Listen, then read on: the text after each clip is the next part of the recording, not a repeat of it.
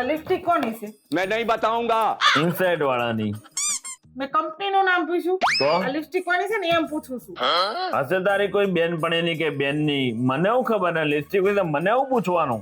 આ તમારા ખીચામાંથી નીકળી અને હું મને એમ કહો કે હું 2 દિવસ મારા મમ્મીના ઘરે રોકાવા ગઈ ને તો મારી પાસે કોણ આવ્યું ને આ કોની લિપસ્ટિક છે? તું 2 દિવસ તારા મમ્મીને ઘરે રોકાવા ગઈ ને એમાં તારી પાછળ કોઈ ન થયું. અમારા દોસ્તાર આવ્યા હતા અને ઈ મને લઈ ગયા હતા ક્લબમાં, અને ક્લબમાં અમે જયારે ડાન્સ કરતા હતા ને ત્યારે એક પિંક કલરના કપડામાં લેડીઝ મારી પાસે આવી અને ઈ ડાન્સ કરતી હતી. कुछ न कुछ तो गड़बड़ जरूर है। ડાન્સ કરતા કરતા એની લિપસ્ટિક છે ને મારા હોઠે મારા ગાલે લાગી. ત્યારે છે ને એને એના પિંક કલરના પાકીટમાંથી બે પિંક કલરની લિપસ્ટિક કાઢી અને એના હોઠે લગાડી. ઈ લિપસ્ટિક એની છે મને ખબર. ત્યારે ઈ લિપસ્ટિક ભૂલમાં મારા ખીચામાં પડી ગઈ.